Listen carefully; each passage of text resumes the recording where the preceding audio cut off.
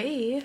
Oh my god, I was so tired. So I'm at the studio right now. It is 9 a.m. The class starts at 9:30. I'm just waiting for the people to come trickling in. In the meantime, to set up, I'm going to connect to the speaker and make sure that the room is all set and ready to go.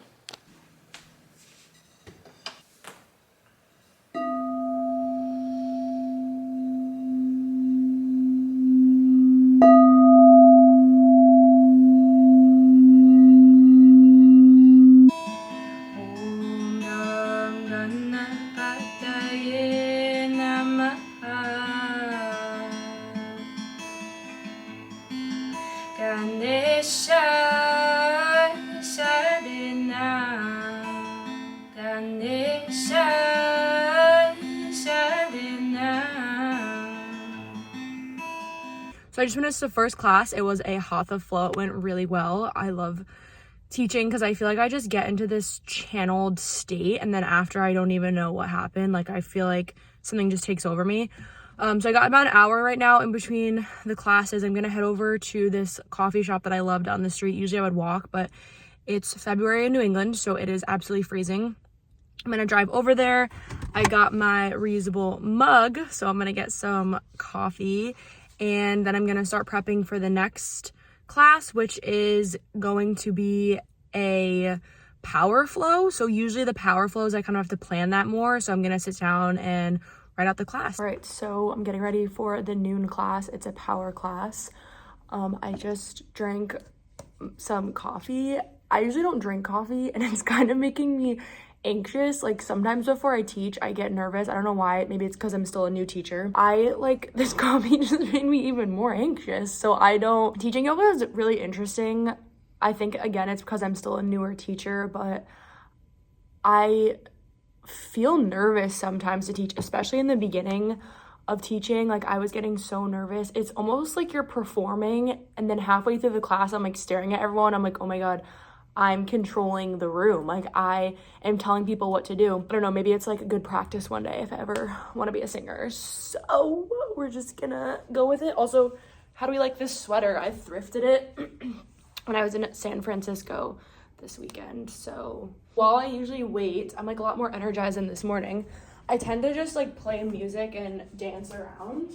I'm also gonna prep the space again. So I'm basically just going around lighting some candles, lighting incense, setting the mood. I've got my guitar there. Usually I try to tune that before class so we're up and ready to go. Whew, I'm feeling that kick from the coffee. So let's go. Setting up for this strong base here. Inhale, start to shift forward. Exhale, reverse your warrior, go back. At the same time, your front leg is gonna start to straighten, and exhale, stack your shoulders, Trikonasana, triangle pose. Nice. Inhale. Exhale. Kick your back foot into space. Flex your back foot. We're coming into half moon. Start to shift your hip points towards the front of the room. Prayer your palms, warrior three. Flexing your back foot, energy out through your back foot, into your spine, into your being, out your crown. Feel like you're being kind of pulled in these two directions. Inhale. Scooping your arms up at the top, collecting all this beautiful, abundant, universal energy. And prayer your palms, swan dive, forward fold. All right, the noon class is over. That was really fun.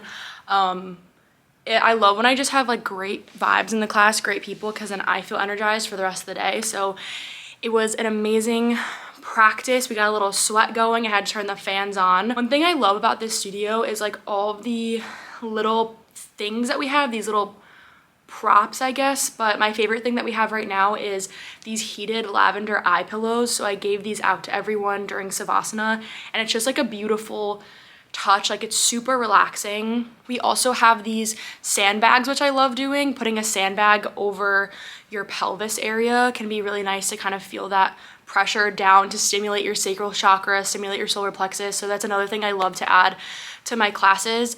And also my little touch here is I sing and play guitar. I love to add that also at the end of class. I just think it's like everyone loves it and it's super relaxing, and I usually just channel whatever comes to me. I am super grateful for this studio. I've been coming here for, I want to say like 3 years now, and this studio inspired me to get my yoga teacher training, which was a huge step I took in my life. I've always wanted to do it, and I got my teacher training in Guatemala. I can give you more information about that if you want to know in like another video or something, but it was a truly life-changing experience. And not only did I learn about like the different asanas, the postures in yoga, but I learned like this 8-limb path, and yoga is actually this incredibly expansive, beautiful, I don't even know how to explain it. It's like completely life altering. Like yoga has changed my life. It is something I do to keep my physical body in alignment, my mental, emotional body, my spiritual body. And I'm just super blessed to be teaching at such an amazing studio. Like this is one of the best studios in the state I live in, honestly. Love it so much. The owner is amazing. All the teachers are so amazing. And I'm one of the newer teachers here. Like everyone that's been teaching here has at least a decade of experience. So I'm just super grateful that I was able to get this opportunity. And I feel like I can really be myself here when I teach. It's super authentic, and I'm just like well received by the community. I don't know. It's like a very holistic, safe, nurturing space for me. And I just love that I'm able to like make my class my own, you know what I mean? So yeah, this is your sign to get into yoga. You don't have to look a certain way, act a certain way, just focus on yourself, on your mat, and how you feel. I feel like yoga has a lot of this stigma of, oh, you have to be super flexible, you have to be super fit. Like you just come and show up as you are. That is accepting who you are in this moment, honoring yourself, loving yourself. That is the whole point of this practice, really. All right, I decided to go home. I'm taking a little bit of a food break. I'm eating this leftover. I made like a peanut stew. It's really good. It has like sweet potatoes, white beans in it, so I'm just eating that. The recipe is from this YouTube channel that I really love, Rainbow Plant Life. She has this meal plan service, which is phenomenal, so I've been doing that. And my dad just said he got me vegan pizza, so I'm so excited to eat that too. I'm gonna chill for a bit, reset here, maybe do some journaling, check in with myself, also attempt to do homework because I have a lot of things due this weekend, and yeah, so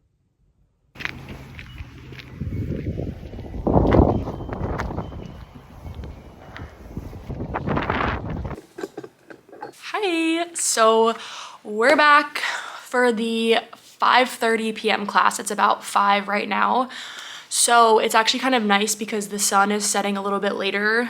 You know, living in New England, the temperature is definitely super rough. So the sun has been setting much later. I think it sets at 5:30 now, which is better than 4 p.m. So that's something to look forward to. We're pushing through the winter. I wanted to quickly talk to you about my studio right now is doing the yamas and the niyamas. So this is a part of the 8-limb path in yoga. It's kind of basically like these yogic philosophy guidelines or ethics or observances that you can practice in your life. So we're moving through a different yama and niyama each week. So this week is, I don't know if I'm gonna say it right, Santosha, yeah, it's spelled like this. It translates to contentment. So the passage I've been reading to my students, I wanted to share. Also, this book is so amazing. Like I read this before I even took my teacher training, and it really breaks down the yamas and the niyamas. I feel like it's a lot more digestible and you can really implement them in your life. So I love what she says here. I'm like teaching a class. All right, everyone, please open your books to page 120. Basically, this concept of contentment, and we move through a new yama and niyama every week, which is super interesting, but contentment. So I like this part where she says, there is a Chinese proverb which states people in the West are always getting ready to live. There is a remarkable truth to this proverb. When we are little, we can't wait to get big. When we are big, we can't wait to get out of the house. Then we can't wait to get through college and get a job. Then we can't wait until our vacations. And finally, we can't wait until retirement. As the Chinese proverb states, we never really live.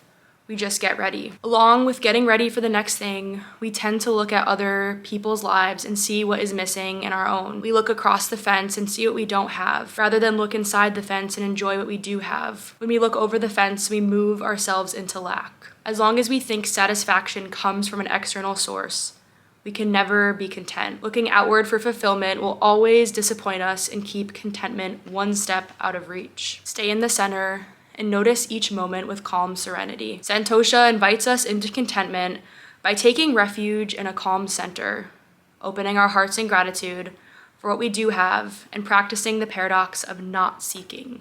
All right, finally finished the day of teaching. It was so amazing, so rewarding. I just love teaching. I love sharing yoga. I love doing yoga. It has helped me so much in my life. Yeah, it's about 7 p.m. right now, which means it's pitch black out. I'm using my car light right now as light.